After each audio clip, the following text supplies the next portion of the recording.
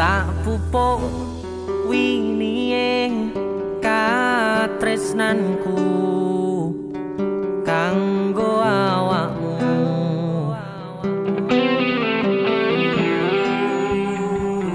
Dongoku tukulamu urip ayam kanggo senengmu.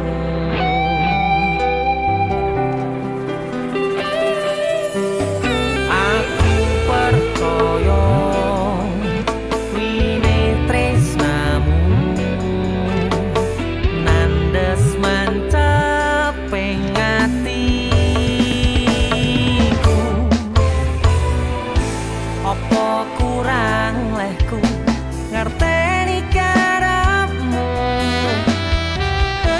aku yo wis ora lirik liyane nek kangen ngomong kangen rasa tukaran ae mbok diman-man hubungane.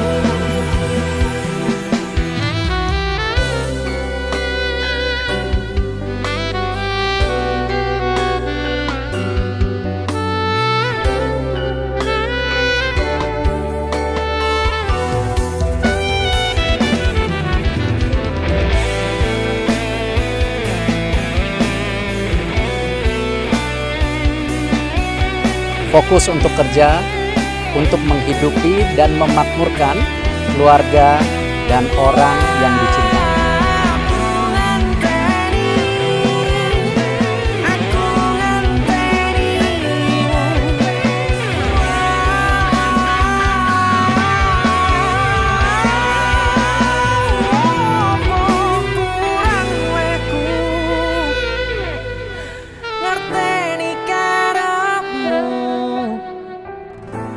Aku yo wis ora lirik